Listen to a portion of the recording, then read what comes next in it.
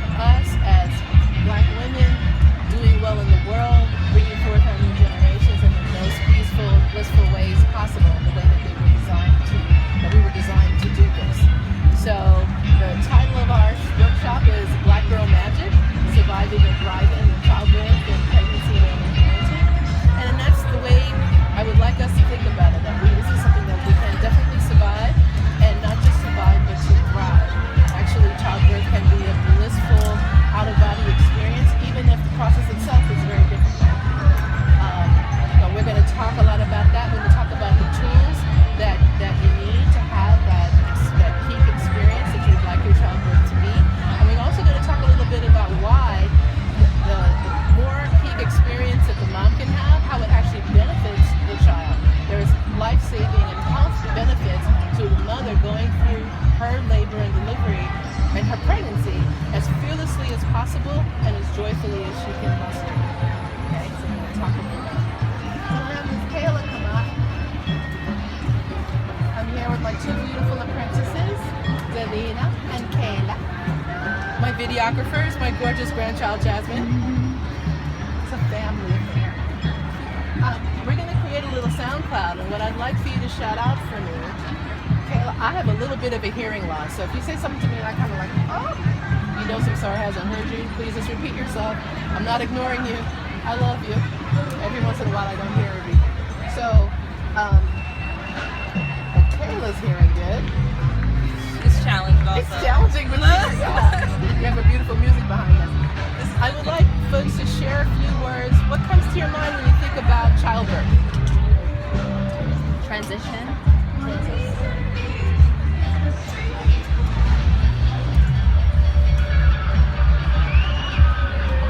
Joy.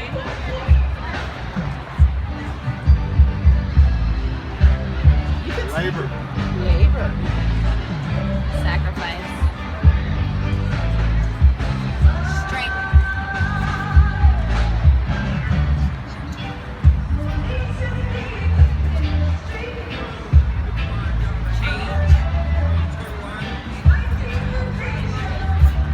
New normal.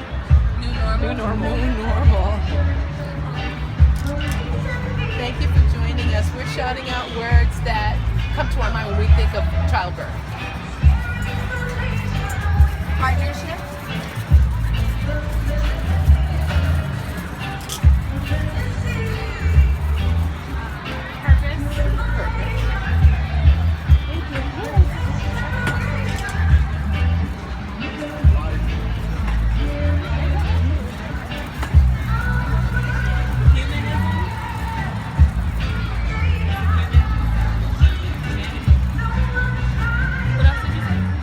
The same, like just humanity.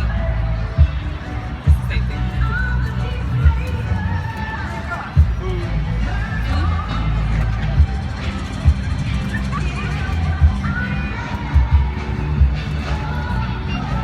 Remembering.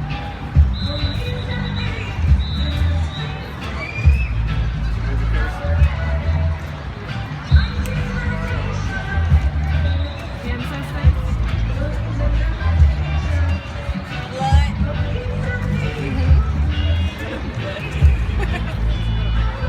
Intimacy. Legacy. Mm-hmm. Legacy. Name. I was waiting for it to come up. Okay. Divinity.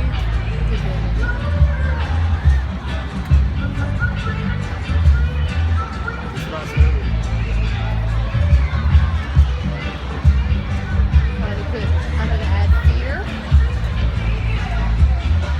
Endurance.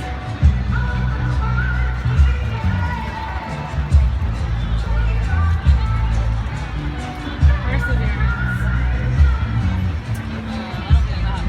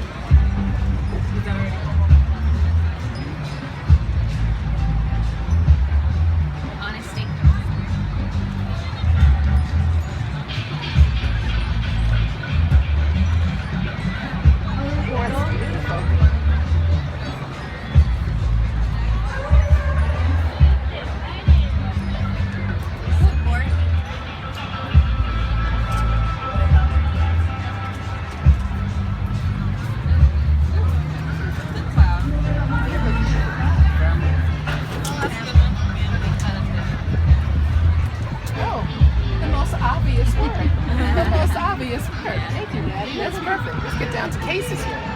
Family member. Any more? Any more? Thank you for your participation, Ms. Taylor. That is wonderful. This is perfect. I love. You guys are a very evolved group. You know, either you're very evolved, or you're just like avoiding certain feelings. Because I had to add fear in there, and somebody else did pain, and that's true. I'm very grateful that we were top heavy on the spirituality, and we were top heavy on the positivity, and that lets me know something about you as a crowd. When I do this talk with other groups, it's usually top heavy on anxiety and blood and poop and vomit. You know, people are just totally stressed out about all of that because that's what you see on TV. That's what you hear about. That's what we have taken to be normal in this country as far as what childbirth is. So I know you guys have gotten some other information in there, so you made the job a lot easier for me. Thank you very much. It's important for us to be able to go through this rite of passage to not turn our back on the alleged negative things.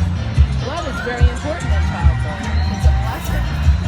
Our bodies double our blood volume in pregnancy so that when we expel a little extra blood when we have our babies, we don't have to die. When we were more civilized, we're not now, women were worshipped as gods for that. Men were like, this is deep. These creatures bleed every month and they don't die. And these creatures bleed when they have their babies and they don't die. You know, so that was something that let people know that, oh, there's something special about this process and we need to honor and protect this process and those who go through it. That also includes the men in the community as well. Uplifts the men in the community that their children are born well and safely and healthy. Right? So going through this process of having a baby and being able to survive and thrive in it, we want to embrace all of the different aspects of what birth can do. And we know at the end of the day, at the end of the journey, you have a brand new beautiful family member that is the blessing of the icing on the cake of all that you may have gone through. Some labors take a few hours, some labors take a few days. There is no right or wrong about that. It depends on the mom's body, her structure, what her psyche is working out in the process of having her baby. Some women are working out past traumas and fears while they're birthing their babies, and so that delays the process, but it doesn't mean the process is wrong. The main things that I want to share with folks who are expecting right now is that to give them the reminder that their bodies are uniquely and perfectly made to do what they're doing. The society is always, its places pregnancy and childbirth in the same place as sickness. And it's very important for us to remove, even though the majority of us will have our babies in the hospital, it is one of the only things that happens in the hospital that has only to do with health and very little, if ever, to do with sickness.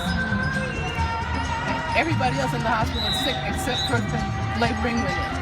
They're the only healthy people up in there, right? And we're the only country that has laboring women in hospitals with sick people. In other countries, our women who are pregnant are seeing midwives, they're birthing at home, or they're birthing in maternity hospitals, where there's no sick people, there's only people coming there to have their babies. Very, very different attitude and energy in a place where there's life going on all the time. You know, a maternity hospital is generally a happy place. Of course, you know, sometimes babies die because there are complications, but for the most part, people are happy up in the maternity hospital. So we have to do a lot of work to change our mindset about what it is being a pregnant lady.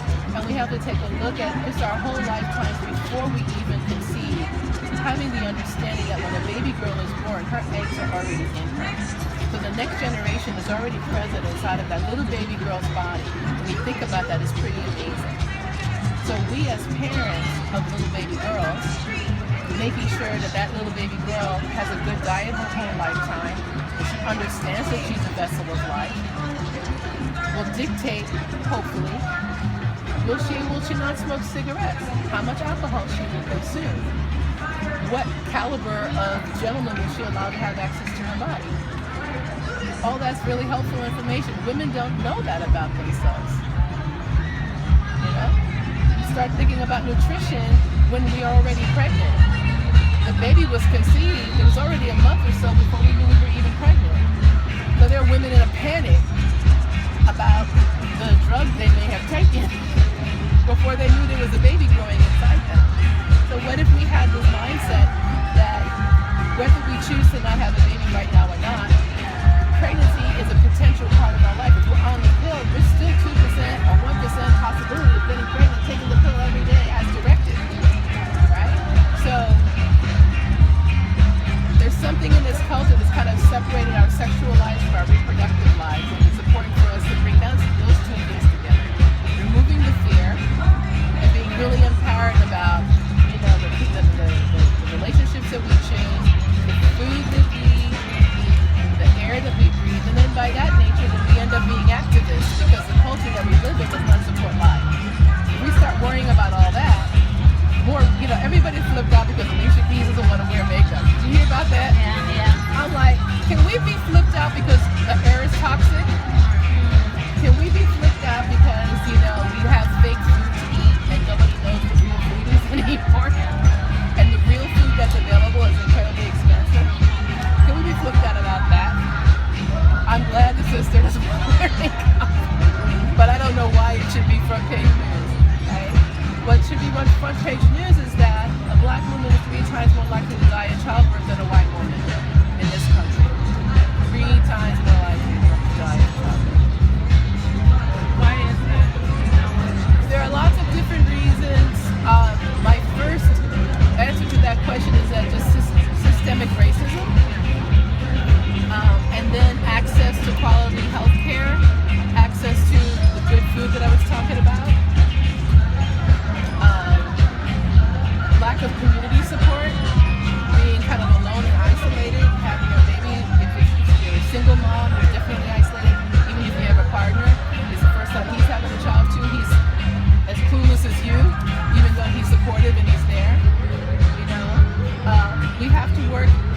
Black women always have to work 3 times, 4 times harder, especially if you're a professional woman. That statistic of death is the same, no matter of income, regardless of income.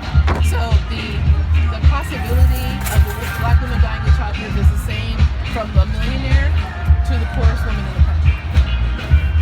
So the one factor that remains the same in the story is race, and the issues of race and how that impacts women getting care and women's attitude about themselves and their bodies. There's so much fear involved in having a baby in this country. So my number one thing is, like, how do we address that?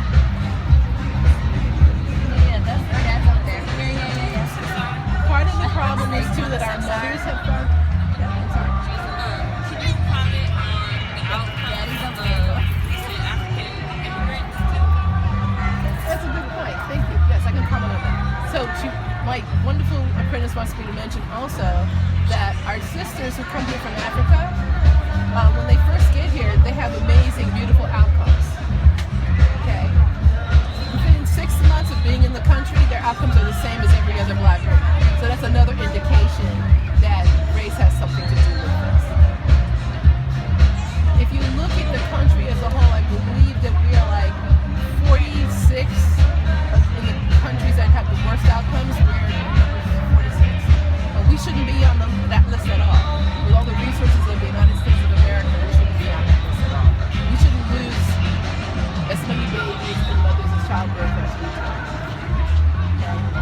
So another factor is that our healthcare is based on a corporate model as opposed to universal healthcare that folks have in Europe. In universal healthcare, they're trying to save money, right? And what's actually the least expensive way to take care of pregnant people is to have a midwife. An OB is a trained surgeon. You have to think about that. We have trained surgeons doing pap smears in this country. What sense does that make? And then we go to a trained surgeon who's an OBGYN and say, don't cut me.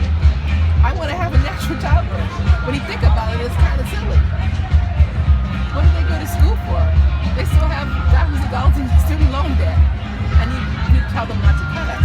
In other countries, midwives and doctors are colleagues. A doctor is called in if there's a special circumstance. Anybody seen the show called The Midwife? It's a really cute show. It's a BBC program, and it's about a group of midwives in the 50s treating mostly poor families in taking care of poor families in England in the 50s. And we see in that show the beautiful example of how the British midwives, they take care of everything. Once in a blue moon, a doctor is needed, they make a phone call, the doctor comes. Or they take the woman to the hospital. But for the most part, you don't see an empty. And that used to be the truth. If you go back, the turn of the first century, women would go to the midwife for everything. The midwife was considered the woman's doctor. Midwife took care of everything from your first period till through your menopause, all your babies, till you die. The midwife took care of it all. Around the turn of the first century, our previous century, there was a lot of scuttlebutt. A lot of rich guys got involved in medicine. They started to really go after midwives, go after homeopathy, go after acupuncture, go after herbalists, try to get rid of them, and to only have medicine that required medication and surgery. So that divides the same thing. So, enough about the problem. The solution is for us to remember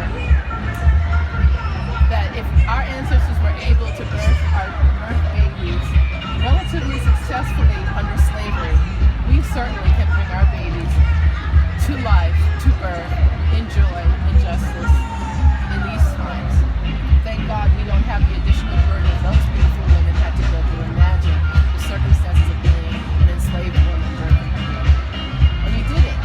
We did it enough to build this country and to get this country started. And so we deserve absolutely to bring our babies into the world. It's a reproductive justice issue that we are able to bring our babies safely into this world, expect for them to live, expect for us to live, and expect for the society to be sustaining enough for our children to have a healthy, happy life, to pick jobs that they enjoy, to feel free, to feel blessed. And it's always been the job of mothers to do that. Okay? Historically, women have always gone off together in groups of other women to have our babies. How do we recreate that here in our modern world? We're blessed in the Bay Area that we do have freestanding birth centers. We have several of them. We have Pacifica over in Berkeley. We have Bayer and Midwifery. We have the new birthing center in Marin. We have the San Francisco Birth Center. And all of those birth centers are run by midwives. Alta Bates calls themselves a birthing center. I beg to differ with that. With all due respect to the folks at Alta Bates. They are a hospital. There is a profound difference between a birthing center run by midwives and a hospital run by doctors. A very difference in the mindset. If you need medical care, then you should be in the hospital, and that's fine. If you're your average mom that is having a baby, the birthing center is great, and the home birth scenario is the best. I have information for you guys that can hook you up with our wonderful Bay Area midwives if you'd like to be connected with them. If you are having a hospital birth and you want doula support, the good thing about having a doula with you is that there's somebody that helps you kind of negotiate the language between yourself and the medical staff. The best doulas in the world are the people who help the hospital staff remember that you are a unique person. You are not just a number on the chart. You are not just this thing that needs to be processed through on the day. And even the best medical person kind of falls prey to that thinking because of the way the system is set up. So I'm not bashing doctors, not bashing hospitals, but they are big, generally for-profit corporations. And it's very easy for them to forget that they're dealing with tender, fragile souls and spirits of women and the babies that they're carrying. So doulas help them remember all of that. You have a question? What are your perspectives on the differences between having your child at a birthing center and having like a home birth or a water birth? I know you said that you thought home births are Home birth statistically is the best. Statistically, absolute best. okay. And it's about your comfort level. Some people feel like, oh, my apartment's not big enough. And then I remind them that, there are folks living in little huts in Africa, and they have their babies fine there. They're not worried about space. There's plenty of room. But it's where the women will feel comfortable. Some women actually will feel comfortable in the hospital because they're afraid. They're afraid. They don't feel like it's a safe place. Very often husbands are concerned, partners are concerned. The number one fear of any loving partner is that something will happen to his partner in childbirth. Women get hella brave. Women get pregnant and they're all brave. The husband's like, wait a minute, wait. What are you doing? My child, my wife. And that's great. We want that. And we want to give the partner the information that actually, if you look at it statistically, it's not just because Samsarah says so.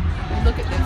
Lots of really wonderful grounded studies that show that a woman is better off, a healthy woman is better off having her baby at a birth center or at a So what is the difference between like a birthing center and having a home birth, and how if you haven't, say you elect to not go to the hospital for any like prenatal treatment or anything like that, knowing that you're healthy enough to have a home birth?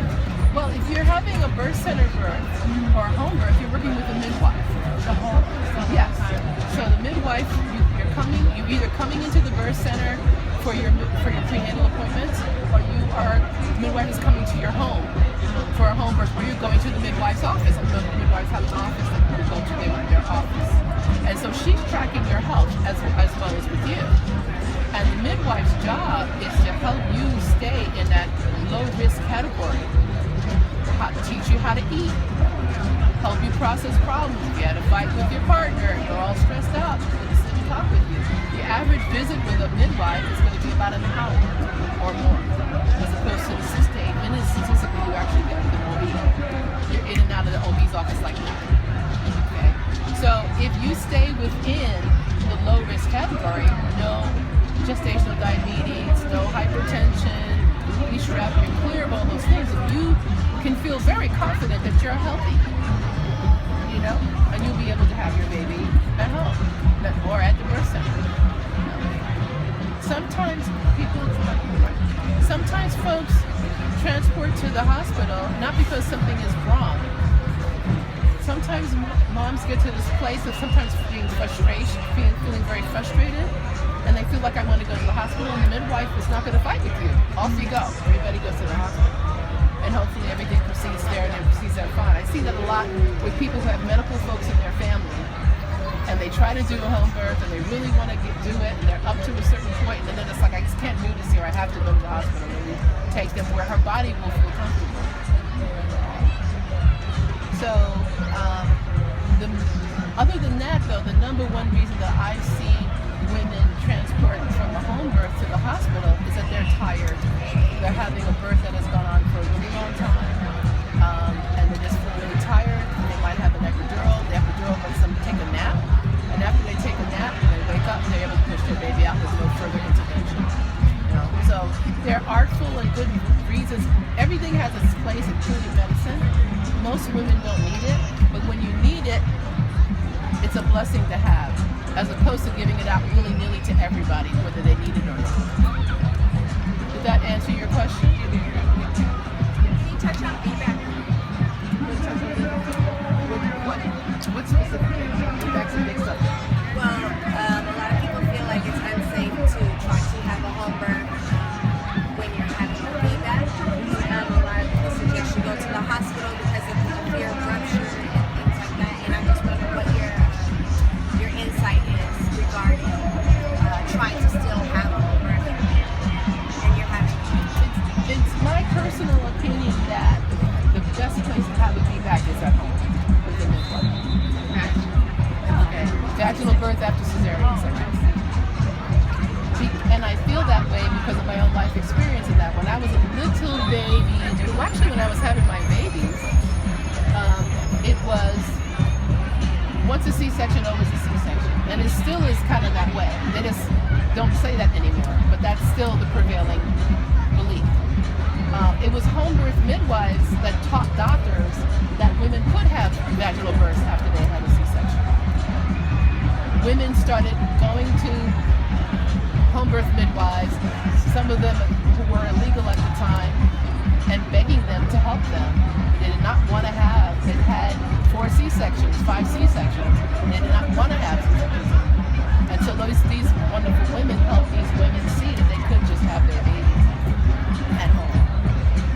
The challenge is, if you've had a VBAC, not having any augmenting medication, don't have any medication that speeds up your labor. There's a very, very, very tiny risk of uterine rupture, but that risk evidences itself when say the mom is giving Pitocin. Okay. So when you're at home, another answer to the question is, what the big difference between a home birth and a hospital birth is that there's no drugs available. You know, so it's really, it makes it easier to kind of focus and not know that behind a cupboard or a door somewhere there's some medication. At a birth center too, the numbing medications are not available. So we work with all the holistic ways of reducing pain or eliminating pain. Prayer, meditation, massage, aromatherapy, acupuncture, acupressure. There's a whole host of things that can be done to help moms deal with the feelings of labor. A certain amount of discomfort might be necessary. And actually, pain is our best friend in labor because it lets us know what's going on inside the mama's body. Sometimes it lets you know that the baby's in kind of a funky position. And if you correct that position, things get a little easier and the baby can get born faster. If you're numb from the chest to your feet and your baby's in your body crooked, you don't feel that. You labor, you don't make progress, you get a C-section. So you feel comfortable, but then you have to recover from major abdominal surgery. That's not very comfortable. Do you know if birthing centers will allow for VBACs? I feel like I've heard that Yes. some of the ones around here may not. I haven't heard that. Oh, no. Not here in Oakland. Not in San Francisco. A midwife would sit down and look at the circumstances of your first C-section.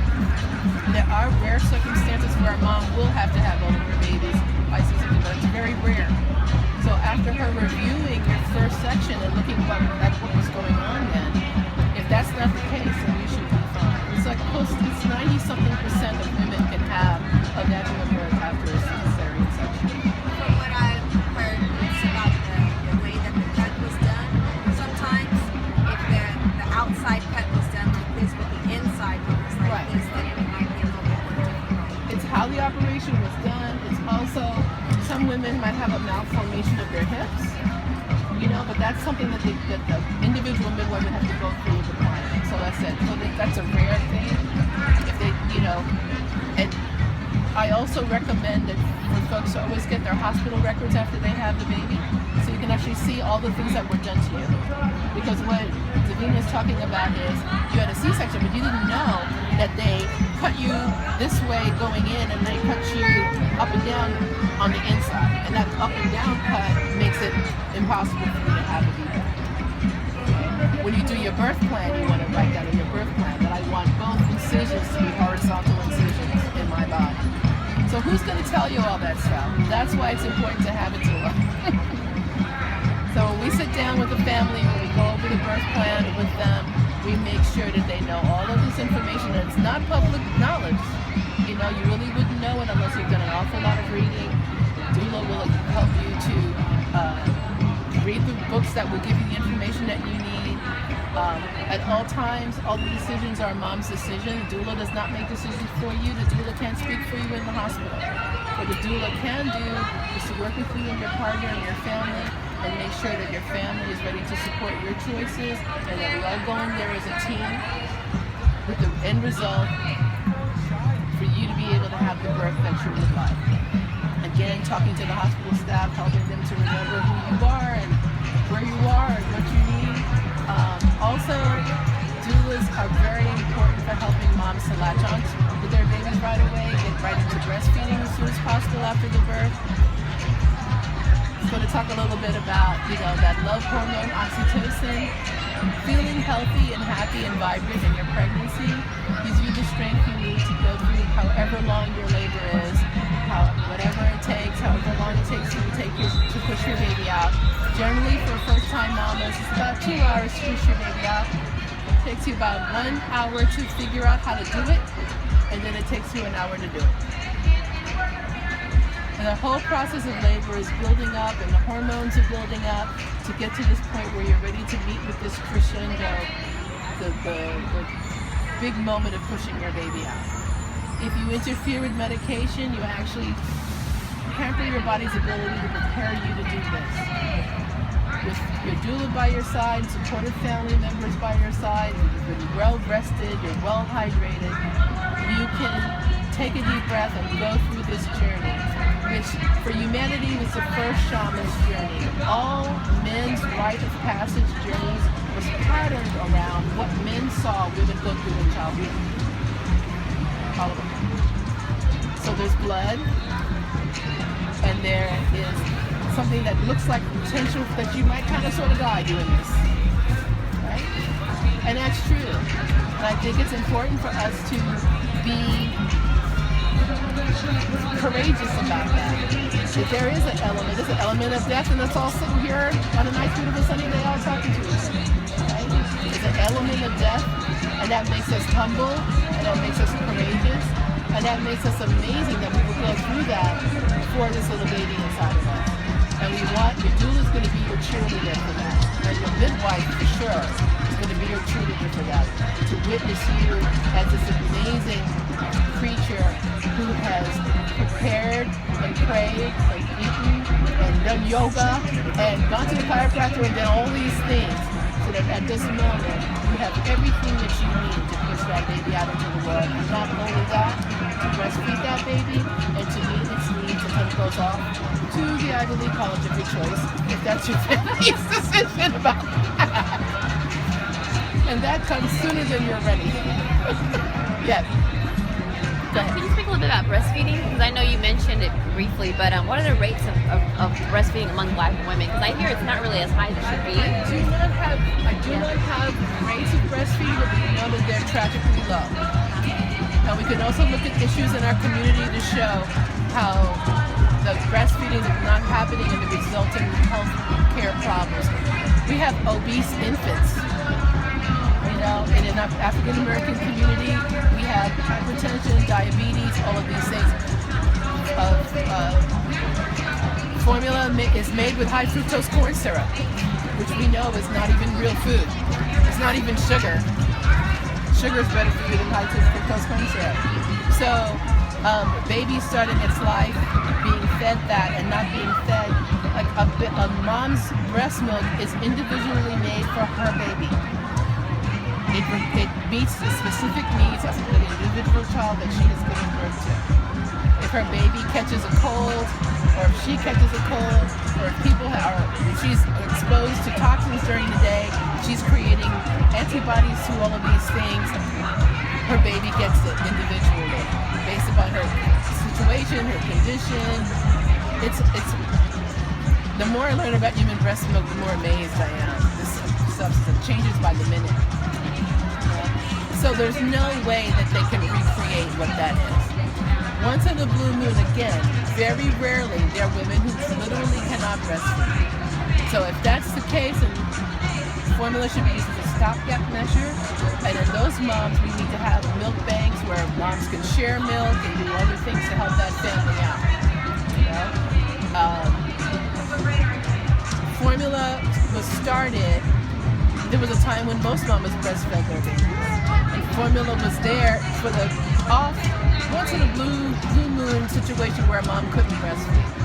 Formula corporations, they want to make money. So they started marketing their products so that to teach women that their breast milk is not sufficient and that their superior formula is the best. We have to unlearn that garbage. It was not true 50 years ago and it's not true now. And your question? In terms of all of the births that you've taken part in, I know that you said in the beginning that it's been a traditionally something that's done with women. Do you see a lot of that now, or are a lot of men present during the childbirth? What are your thoughts on that? Well, now, I do think it's. Hi, how are my goodness, I know every cute woman in this town. How are you doing? Good to see you. You too. Mwah. Hi. Anyway, I'm so No, glad. I'm gonna go change back into my dress. I'm trying to be cute. You don't have to try, girl. You're cute. So your question was about men? Yeah, and Participating their in presence childbirth? during childbirth. Well, traditionally, our traditional African way of being and most indigenous people's way of being is that men were not present during childbirth. When women were giving birth, the men were off with the men doing some amazing, powerful ritual that was helping to hold up and uplift the woman in childbirth. I think it's wonderful that our dads are in the hospital room with their parents when their babies are being born. But it evolved because women were terrified. Women were getting twilight sleep, which is they were being knocked out cold and their babies were being dragged out of their bodies with forceps. Women were having fuzzy, scary memories of this experience, and they wanted their partners with them. So it evolved in this country that women more and more were advocating to have their husbands with them out of that fear-based perspective. It's also better for men, and I have to say it's better for men because before that we had the stereotype of all the men in the waiting room smoking, or all the men in the bar across the street from the hospital waiting for word of their babies being born. I'm so glad that we've elevated above that. But I also feel that men have lost their rites of passage around birth. There were rites of passage for men with men. And that's part of the reason why I'm actually really happy to see more men wanting to be doulas. So I look forward to the day where I work in fellowship with a brother doula who's helping to provide that mentoring, fathering for the dad, for the male partner. Because I just think, I think that was a really important thing. Like men's rite of passage on so many different levels, for boys too, it's just not there. And our boys are getting their righthood energy and passage through the woman's rite of passage. And it's not enough for him. I see men struggle in their parenting. And their parenting becomes all about supporting the female partner, but it's more than that. It's like he's transformed too. It's like, how do we help him step into, it's more than just him, he gets to change the diaper. It's like he's biologically a father. He's a new creature too. And how can the community help him feel that more? And there is a limit to what I can do as a female. So I do think it's great. Every once in a while we do have male midwives, we do have male doulas, and I look forward to them having workshops and seminars and teachings for classes. There are partner classes starting to pop up, partner childbirth ed classes, which I think are fabulous. For men to just have that space with other men is really good. I think it makes them even better support people for their female partners. Yes. Could you go back to lactation? Yes. You mentioned that the milk bank is an alternative if you cannot produce milk. Yes. Are there any other alternatives besides that? Let's say you don't have access to milk. What else? Well, if you're here in the Bay Area, we have access to milk banks. If you don't have access to milk banks, there are organic formulas that you can make. We in contact with you. There's definitely recipes for good organic-based homemade formula. The problem when you're using anything that you're adding water to, you're using an extremely processed product. So half the life of the product, half the life-giving force of the product has been killed in order to make it something that you can just add water to when it's there. So having that formula that you're making it with fresh ingredients and your baby's consuming the fresh chi of the ingredients is very important.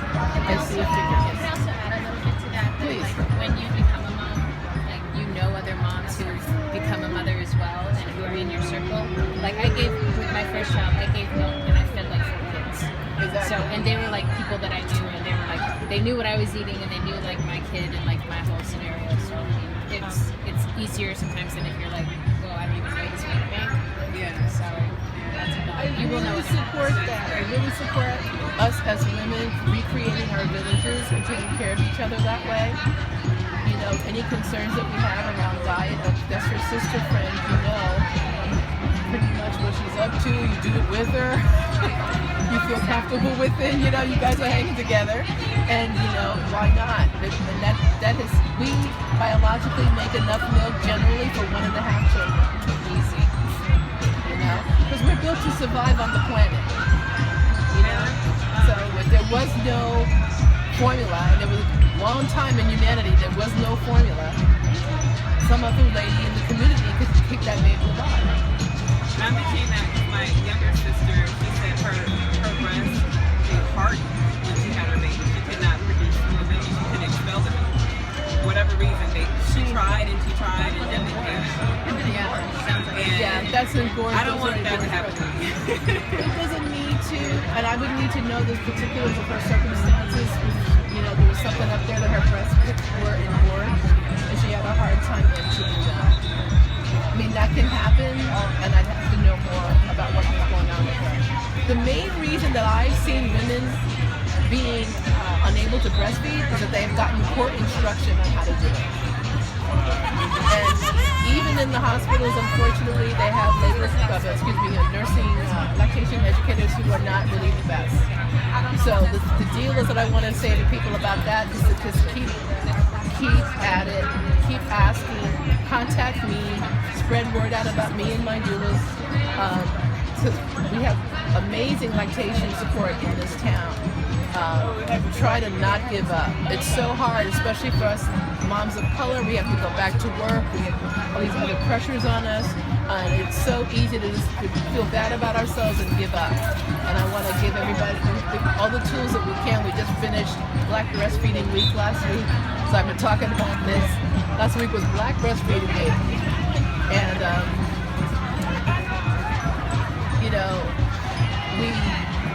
employers have to get on board with the fact that they need to make space for women to be able to breastfeed their babies and not the bathroom. And actually, we in the California Constitution, women are protected and have the right to breastfeed anywhere we want, including in our workplaces. Nobody has the right to say anything to you, make you feel bad, ask you to cover up, all of that stuff. It's one of the few good things living in California. Yes. What are your thoughts on the amount of time after a woman gives birth that she's able to spend with her child? To me, of course, I have all thoughts about having to be separated from your child in this society, etc. You should not be separated from your child for not 1 minute. I mean, you're talking about right after birth? I mean, in terms of the amount of time that employers usually give you in return for maternity. It's pitifully not enough. If you look in other countries, moms and the dad have months of maternity leave. My sister-in-law in Canada has a year with pay. With pay. Yeah, a year maternity. And those are cultures that value babies and their workers even. Yeah. Because when the worker comes back to work, I used to run a family daycare, and one of the reasons I no longer run a family daycare is it was just too painful to me to watch these poor mamas going back. Some mamas are going back to work 4 weeks postpartum. 4 weeks. Not even. Yeah.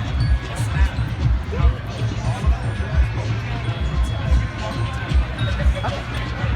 So I'm getting the wrap-up sign. Yeah, what we do in this country is inhumane.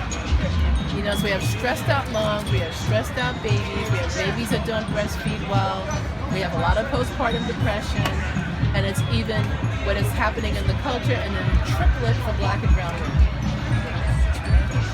So I'm going to start to wrap up now because I just got warned. I want to invite everybody to please sign my mailing list, and we'll get more information about all the work we're doing in the community. Please share information about us with your family and friends. We work on a very deep sliding scale in the community, so any mamas who want to have lactation support, we have low-fee childbirth ed class going on Tuesday nights. And I am a newly certified ICTC full circle doula trainer. So we'll be offering doula trainings for mamas and for men and women in the community. Because I welcome dads, I see you. We welcome gentlemen who want to be doulas. We have a training that's starting up in October, so please share that information. ICTC, International Center for Traditional Childbearing, which Kayla is wearing the wonderful T-shirt demonstrating. There it is. I have one question. Yes. Are there any organizations in the Bay Area that are just coalition of like black people, like if you want to have your child at home or just I can recommend I would recommend my own practice because we're majority African American. And then if you're looking for a midwife of color, I could give you a referral of that. Definitely the wonderful midwives over at Bay Area Midwifery are mostly midwives of color. Laura Perez was my first recommendation, and I'm forgetting my other. Our sisters in the good heart still? Not at all. Not at all. So that leaves us. Okay, that's just us. Yeah, that's okay. So we're wrapping up. So any other questions, feel free to let me give you my phone number, 510